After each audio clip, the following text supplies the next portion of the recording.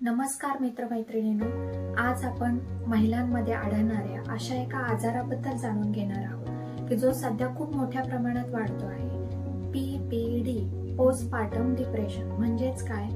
महिलांमध्ये डिलिव्हरी नंतर आढळणारं हे एक प्रकारचं डिप्रेशन आहे। मग त्याची लक्षणं काय आहेत, ते कशामुळे आढळतं, त्याचबरोबर ते कमी कसा करता येऊ शकतं, त्यावरचे काही उपाय आहेत का, या सर्वांची माहिती आज आपण इथे जाणून घेऊया। महत्वाची गोष्ट इथे ही आहे की पोस्टपार्टम डिप्रेशन हा आजार महिलांमध्ये डिलिव्हरी नंतर होणारा आजार आहे। डिलिव्हरीमध्ये महिलांमध्ये प्रोजेस्टेरॉन, इस्ट्रोजन आणि कॉर्टिसोल हे हार्मोन्स खूप मोठ्या प्रमाणात वाढलेले असतात आणि डिलिव्हरी नंतर काय होतं, हे अचानकपणे हार्मोन्स लेवल कमी होऊन जाते आणि त्या हार्मोनल लेवल कमी झाल्यामुळे त्यांच्या भावनिकतेत, मानसिकतेत खूप मोठा फरक पडतो। त्यामुळेच आढळणारे हे पोस्टपार्टम डिप्रेशन। आता तुम्ही म्हणाल, प्रत्येक महिलेमध्येच प्रोजेस्टेरॉन, इस्ट्रोजन आणि कॉर्टिसोल हार्मोन वाढत असतात, पण मग काहीच महिलांना पीपीडीचा त्रास का होतो, म्हणजे पोस्टपार्टम डिप्रेशन का येतं? तर ज्या महिला भावनिकरित्या, मानसिकरित्या खूप कमजोर असतात, त्या महिलांमध्ये भावनिकता, मानसिकता कमजोर असल्यामुळे त्यांना एक मानसिक आधाराची गरज असते। जेव्हा हा मानसिक आधार मिळत नाही, त्यामुळे हा होणारा मानसिक आजार असंही आपण म्हणूयात, तो म्हणजे पोस्टपार्टम डिप्रेशन। पोस्टपार्टम डिप्रेशन यालाच मेडिकल लँग्वेजमध्ये पोस्टपार्टम ब्लूज असंही म्हणतात बरं का। या दोन्हींची लक्षणं ही सारखीच आहेत। आता पोस्टपार्टम डिप्रेशनची लक्षणं काय आहेत नक्की, ते आपण बघूयात। पोस्टपार्टम डिप्रेशन मध्ये डिलिव्हरी झालेल्या महिलेला भूक लागत नाही, भुकेची जाणीव राहत नाही, खूप जास्त प्रमाणात रडावंसं वाटतं, कोणत्याही प्रकारचा आवाज सहन होत नाही, तसेच मातृत्वाची भावनाही नकोशी वाटते। डिलिव्हरी झालेल्या महिलांमध्ये खूप जास्त प्रमाणात ओरडणं, चिडचिडणं, त्याचबरोबर नातेवाईकांबरोबर ओरडणं, मन कुठेही न लागणं, मन अस्थिर जाणवणं, त्याचबरोबर आपल्या जन्मलेल्या मुलाकडे लक्षही नसणं, ही लक्षणं तर आढळतातच, पण ही लक्षणं जेव्हा जास्त प्रमाणात आढळतात तेव्हा त्या महिलेला तिचा शोक अनावर होतो, ती वस्तू आपटणं, त्याचबरोबर खूप जास्त प्रमाणात हायपर होणं, ही लक्षणं आपल्याला पीपीडी मध्ये बघायला मिळतात। आता पोस्टपार्टम डिप्रेशनची ही लक्षणं कधीपासून सुरू होतात, तर पोस्टपार्टम डिप्रेशन हे महिलेला प्रेग्नन्सी डिक्लेरेशन झाल्यापासून ते तिचं बाळ 1 वर्षाचं होईपर्यंत ती महिला मानसिकरित्या खचलेली असते। तिची लक्षणं ही क्रमाक्रमाने वाढत जातात, हे इथे सांगू शकतो। पोस्टपार्टम डिप्रेशन हा एक मानसिक आजार असून विचार, भावना आणि कृतीतून निगेटिव्हिटी जास्त वाढते पेशंटची, नकारात्मकता त्या महिलेमध्ये ही जास्त प्रमाणात जाणवते। त्याचबरोबर काही महिलांमध्ये भास होणं किंवा वेगवेगळे आवाज ऐकायला येणं, ह्याही कृती बघायला मिळतात। त्यामुळे त्या खूप जास्त प्रमाणात मोठ्याने ओरडणं किंवा खूप जास्त प्रमाणात काही वस्तू दिसणं, काही वस्तूंचे आवाज येणं किंवा प्राण्यांचे आवाज येणं किंवा भूत, पिशाच अशा प्रकारचे काही भास जाणवणं, असंही महिला होतंय असं पॅरेंट्सला किंवा रिलेटिव्हजला सांगत असतात। तर हे नक्की कशामुळे होतं हे आपण बघूयात। आता पीपीडीची ही लक्षणं प्रत्येक महिलेमध्ये कमी जास्त प्रमाणात ही जाणवत असतात। म्हणजेच काही महिलांना प्रेग्नन्सी पासून हालचाल कमी झाल्यामुळे त्यांना उदास वाटतं, चिंता वाटते किंवा बाळ नकोसं वाटतं किंवा प्रेग्नन्सीच नकोशी वाटते। त्याचबरोबर काही महिलांना एकटं राहावंसं वाटतं किंवा खूप मोठ्या प्रमाणात रडावंसं वाटतं। त्याचबरोबर त्यांना भुकेची कसल्याही प्रकारची जाणीव होत नाही।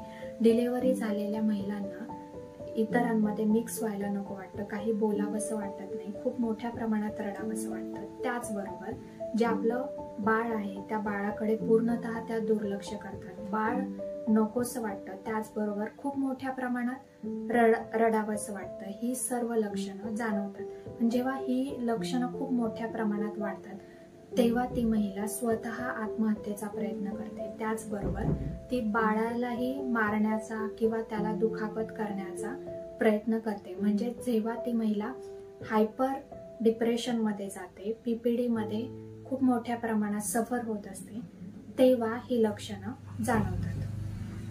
नॉर्मली काही महिलांमध्ये डिलिव्हरी नंतर बाळाच्या सततच्या रडण्याच्या आवाजामुळे किंवा झोप व्यवस्थित न झाल्यामुळे, आराम व्यवस्थित न झाल्यामुळे, आराम न मिळाल्यामुळे, त्याचबरोबर रिलेटिव्हचा नातेवाईकांचा डिस्टर्बन्स जास्त होत असल्यामुळे काही महिलांना आराम मिळत नाही आणि त्यामुळे त्यांची सतत चिडचिड होत असते. त्याचबरोबर डोकं दुखणं, पोट दुखणं, भुकेची जाणीव न होणं आणि थोडंफार प्रमाणात बाळाकडे दुर्लक्ष होणं ही नॉर्मल लक्षणं काही महिलांमध्ये जाणवतात.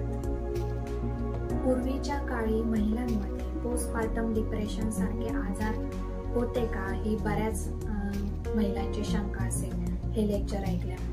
परंतु पूर्वीच्या काळी ही पोस्टपार्टम डिप्रेशन हे होतं. काही केसेस तुम्ही ऐकले असतील, डिलिव्हरी नंतर महिलेने आपल्या बाळासहित आत्महत्येचा प्रयत्न केलेला आहे किंवा विहिरीमध्ये उडी मारलेली आहे.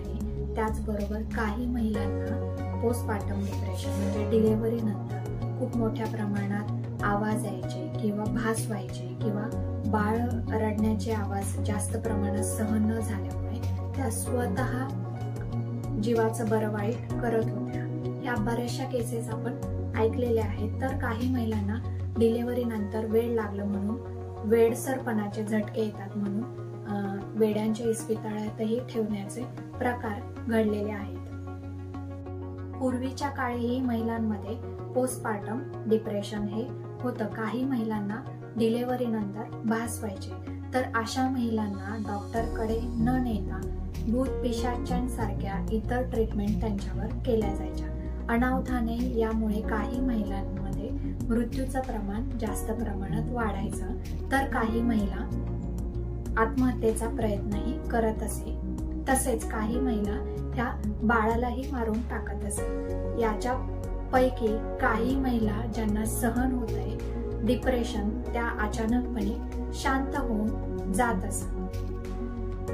आता डिलिव्हरी होणं हे महिलांच्या बाबतीत कॉमन आहे. म्हणजे प्रत्येक महिला यामधून कधी ना कधी जातच असते. पण मग काही महिलांना पोस्टपार्टम डिप्रेशनचा त्रास का होतो, तर मानसिक आधाराची जेव्हा त्यांना गरज असते, म्हणजे प्रेग्नन्सी पासून ते डिलिव्हरी झाल्यानंतर ते एक मानसिक आधार किंवा त्याचबरोबर त्यांना जे समजून घ्यायला पाहिजे, भावनिकरित्या जे समजून घ्यायला पाहिजे, ते कुठेतरी इथे होत नाही.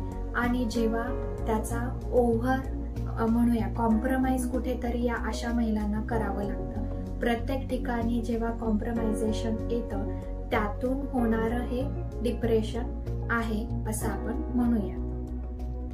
महिलांमध्ये होणारा पोस्टपार्टम बल्ज हा पहिलेही होता, आताही आहे, पण अलीकडे याचं प्रमाण खूप जास्त प्रमाणात वाढल्यामुळे त्याचा अवेअरनेस निर्माण करणं किंवा अवेअरनेस वाढवणं हे खूप गरजेचं आहे.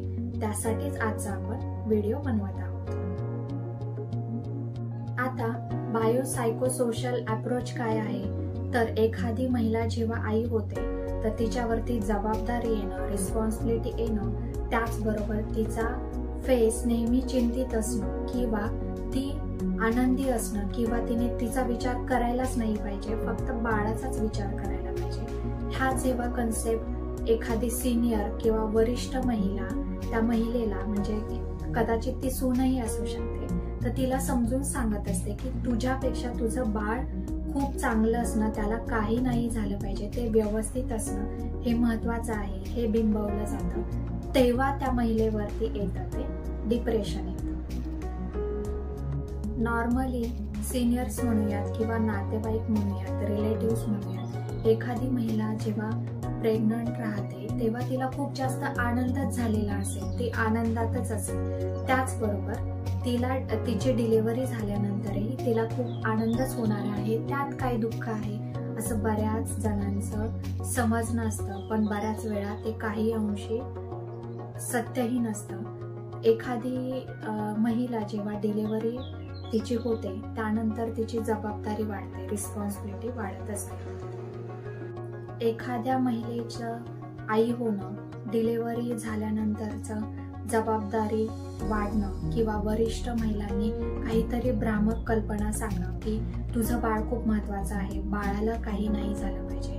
त्याचबरोबर काही ठिकाणी असं होतं की प्रीटर्म डिलिव्हरी म्हणजे प्रीमॅच्युअर जेव्हा बाळ होतं किंवा डिलिव्हरीच्या ज्या काही महिने भरायला लागतात तर ते त्या 9 महिन्यांच्या आधीच काही बाळांचा जन्म होतो. त्या 9 महिन्यांच्या आधी जन्म झालेल्या बाळामध्ये काही ॲबनॉर्मॅलिटीज आढळतात, तेव्हा तो सगळा ब्लेम कुठेतरी त्याच्या आईवरती होतो. म्हणजेच तू असं केलं असतंस तर असं झालं असतं, तुझ्यामुळे हे बाळ नॉर्मल झालं नाहीये, तुझ्यामुळे बाळामध्ये ह्या डिफॉर्मिटीज आढळत आहेत, हे जेव्हा तिला ब्लेम केलं जातं तर त्यामुळे कुठेतरी येणारं हे डिप्रेशन असतं. काही ठिकाणी घरामध्ये वरिष्ठांचा सल्ला खूप महत्वाचा ठरतो.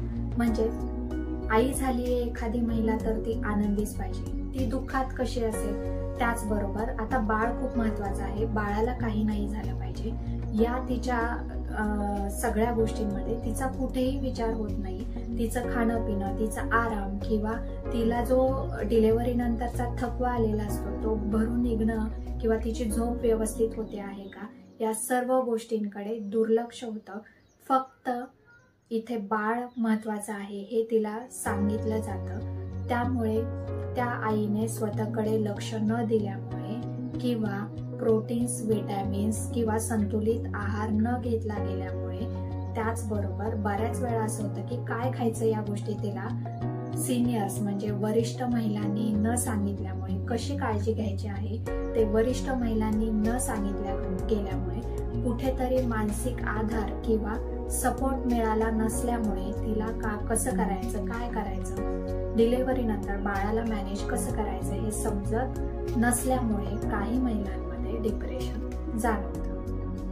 आता एक गोष्ट आपल्याला नक्की समजली की बऱ्याच वेळी येणारं हे डिप्रेशन, पोस्टपार्टम डिप्रेशन, डिलिव्हरी नंतर येणारं डिप्रेशन हे मानसिक आधाराची जेव्हा तिला गरज असते, भावनिक आधाराची जेव्हा तिला गरज असते, तेव्हा तिला सपोर्ट न मिळाल्यामुळे येणारं हे डिप्रेशन आहे.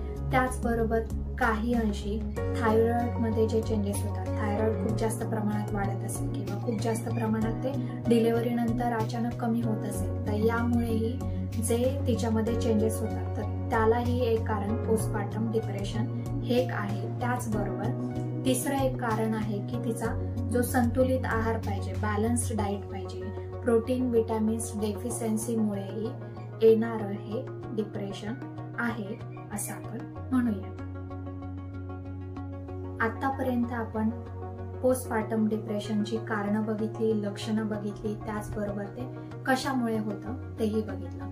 मग आपल्याला हे डिप्रेशन कमी करायचंय, म्हणजे त्या महिलेला पीपीडी मधून बाहेर काढायचं आहे किंवा हे असं होऊच नये किंवा याच्यावरती काही कंट्रोल करता येऊ शकतं का, नियंत्रित करता येऊ शकतं का, तर हो, त्यासाठी काय करायचं आहे ते आपण बघूयात. एखाद्या महिलेची डिलिव्हरी झाल्यानंतर तिच्या सभोवतालचं जे वातावरण आहे, क्लायमेट आहे, ते आनंदित असावं, पॉझिटिव्ह लोकांनी युक्त असावं. त्याचबरोबर तिला मानसिक आणि भावनिक आधार देणं हे तितकंच महत्वाचं आहे. त्याचबरोबर तिची झोप व्यवस्थित होते का, तिचं खाणं पिणं व्यवस्थित आहे का, त्याचबरोबर ती स्वतःकडेही तेवढंच लक्ष देते आहे का, हे तिला वरिष्ठ महिलांनी सतत समजून सांगणं हे तितकंच महत्वाचं आहे. त्याचबरोबर बाळाची काळजी कशी घ्यायची आहे, स्वतःची काळजी कशी घ्यायची आहे, कारण यामध्ये काय होतं, दिवसाला बाळाची लक्षणं वेगवेगळी जाणवत असतात, बाळामध्ये वेगवेगळे सिम्पटम जाणवत असतात, त्याची काळजी कशी घ्यायची आहे, त्याचबरोबर स्वतःची काळजी कशी घ्यायची आहे हे सिनियर महिलांनी समजून सांगणं खूप महत्वाचं आहे. म्हणजेच मानसिक त्याचबरोबर स्वास्थ्यपूर्ण आधार देणं हे तितकंच महत्वाचं आहे.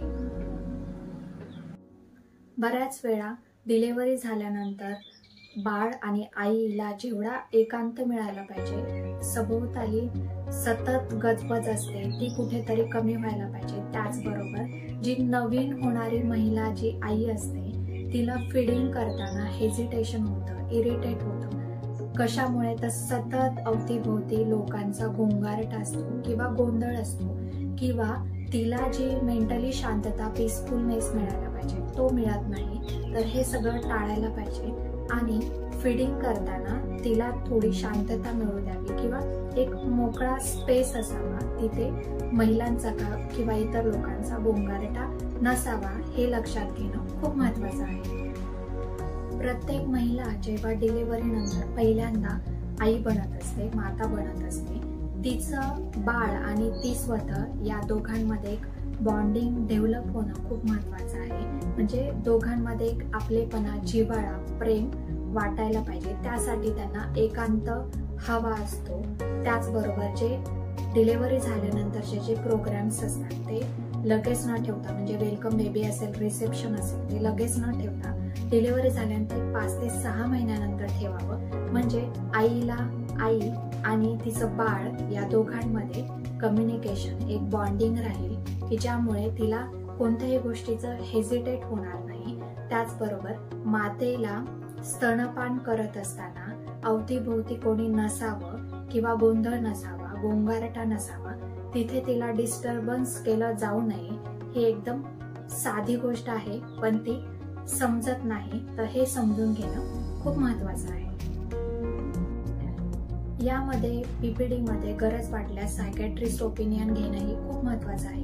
त्याचबरोबर बाळ आणि आईमध्ये काही लक्षणं वेगळी जाणवल्यास किंवा इतर काही प्रॉब्लेम जाणवल्यास त्यांनी डॉक्टरांच्या सल्ल्याशिवाय पुढे जाऊ नये, हे इथे सांगायचं आहे. संतुलित आहार असणं, मातेची झोप व्यवस्थित असणं, त्याचबरोबर तिला मानसिक आणि भावनिक आधार देणं हे तितकंच महत्वाचं आहे. वरिष्ठ महिलांनी तिला समजून घेणं किंवा भ्रामक कल्पनांचं ओझं तिच्यावर न टाकणं हेही तितकंच महत्वाचं आहे. हे आपण बघितलं. वरिष्ठ महिलांनी बाळ आणि मातेला योग्य ते मार्गदर्शन करणं महत्वाचं आहे. तिथे सायंटिफिक अप्रोच असावा. त्याचबरोबर बाळ आणि आईची कोणत्याही प्रकारची हेळसांड होता कामा नये. त्याचबरोबर त्यांना कसल्याही प्रकारचं तुम्ही जे सल्ले सांगणार आहात ते ओझं वाटणारं नसावं, की तिथे खूप जास्त प्रमाणात त्यांना कॉम्प्रोमाइज करावं लागेल आणि त्यामुळे त्या महिलेला सतत डिप्रेशनचा सामना करावा लागेल. त्याचबरोबर वरिष्ठ महिलांनी सल्ले सांगताना ते भ्रामक नसावेत. सायंटिफिक अप्रोच ठेवून सांगितलेले सल्लेच त्यांना उपयुक्त ठरतील, हे आपण इथे लक्षात घेऊयात. त्याचबरोबर मातेचा आहार हा संतुलित असावा, तो न्यूट्रिशनल असावा. त्याचबरोबर तिची झोप व्यवस्थित होते का, बाळाची काळजी कशी घ्यावी, हे सगळं सिनियर महिलांनी, वरिष्ठ महिलांनी समजून सांगावं. पीपीडी समजून घेताना काही महिलांमध्ये जर लक्षणं जास्त प्रमाणात जाणवत असतील तर तिथे सायकॅट्रिस्ट ओपिनियन घेणं हे तितकंच महत्वाचं आहे. तसेच आयुष्याच्या वळणावरती प्रत्येक महिलेमध्ये, शरीरामध्ये, मानसिकतेमध्ये बदल होत असतात. ते बदल त्या महिलेने स्वीकारावेत आणि बदल स्वीकारूनच पुढे जावं, हे वरिष्ठ महिलांनीही डिलिव्हरी झालेल्या एखाद्या महिलेला आधार देताना सांगावं. हे बदल होतच असतात. बदल झाल्याशिवाय मातृत्वाचंही सुख मिळत नाही. त्यामुळे पीपीडी सारखा गंभीर आजार, त्याचबरोबर त्याला लाईटली घेण्याची चूक करू नये. पण आजवर ज्या गोष्टी सांगितलेल्या आहेत, या व्हिडिओमध्ये जे काही सल्ले सांगितलेले आहेत त्यांचं पालन करावं, म्हणजे ती महिला त्यातून लवकर बाहेर येण्याचा इथे प्रयत्न केला गेला पाहिजे, हेच इथे सांगायचं आहे.